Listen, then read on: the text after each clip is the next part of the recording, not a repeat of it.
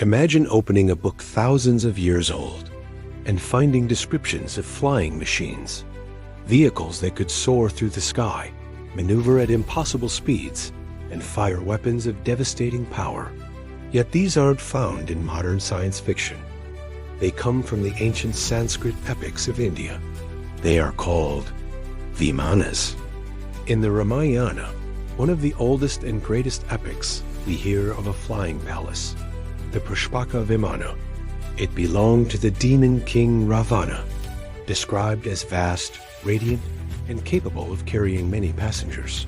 The Pushpaka Vimana could fly wherever the mind desired.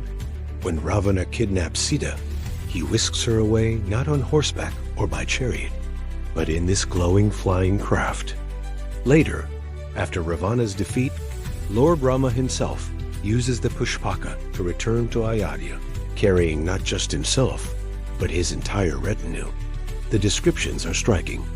The Pushpaka is said to move without horses or elephants, without wheels or wings.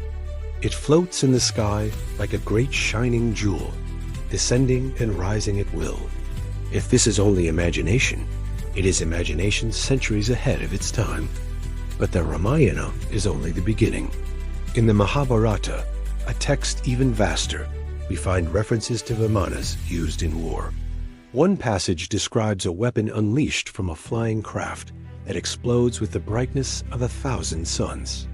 The shockwave destroys entire armies, scorching the earth, boiling rivers, and turning the sky red. To a modern reader, the imagery is hauntingly similar to an atomic blast. How could poets thousands of years ago describe such a thing, unless they had seen something beyond their world? The mystery deepens with texts outside the great epics. The Samarangana Sutradhara, a medieval Sanskrit treatise attributed to King Boya, devotes an entire chapter to Vimanas. Unlike the poetic language of the epics, this reads like an instruction manual. It describes how Vimanas should be built, how pilots should be trained, and even mentions propulsion systems powered by liquids, metals, and most intriguingly, mercury. Here's one passage. Strong and durable must the body of the Vimana be made, like a great bird of light material. Inside, one must place the mercury engine, with iron heating apparatus beneath. By means of the power latent in mercury, and by controlled thunder, the Vimana can soar into the skies. Mercury engines, controlled thunder, power latent within metals. These are not metaphors.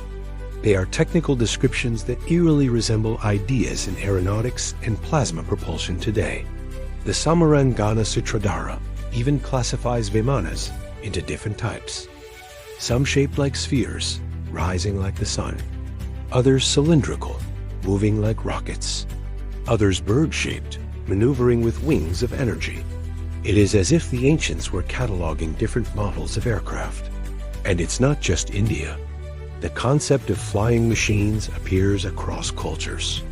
The chariots of the gods in Mesopotamia, the fiery wheels in the Book of Ezekiel, even the feathered serpent Quetzalcoatl in Mesoamerica. Many involve beings descending from the skies in vehicles of light and fire. Could it be that ancient people across the world were witnessing the same phenomenon? Were Vimanas simply India's version of what others called divine chariots? When compared with modern UFO sightings, glowing discs, cigar-shaped crafts, sudden movements at impossible speeds, the similarities are unsettling.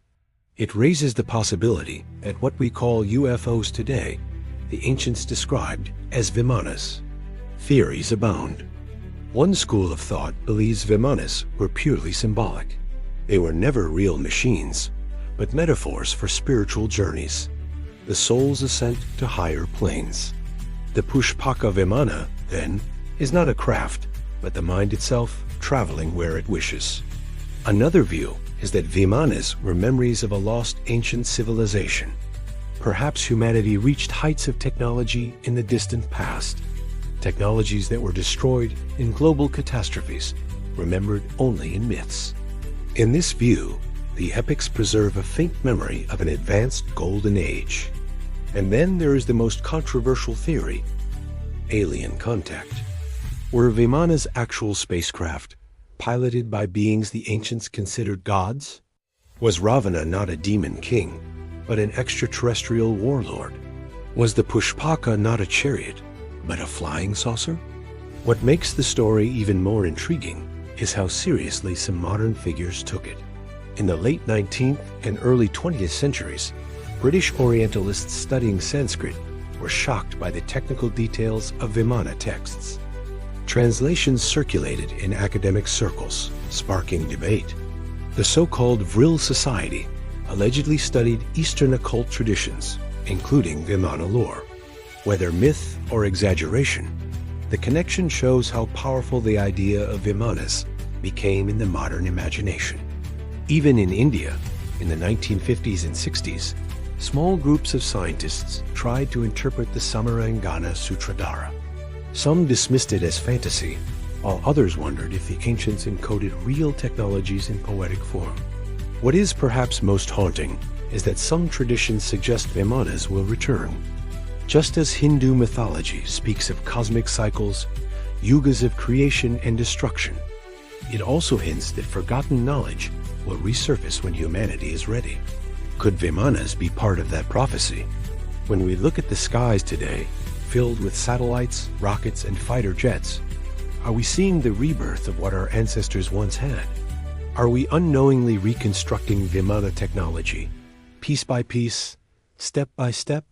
Or are the Vimanas still out there, hidden, waiting, piloted by beings who once walked among us and might one day return? The mystery of Vimanas leaves us with more questions than answers. Were they myths, metaphors, or machines? Did ancient India dream of flight or remember it? Perhaps the truth is stranger than we imagine. Perhaps Vimanas are not just relics of the past, but visions of the future.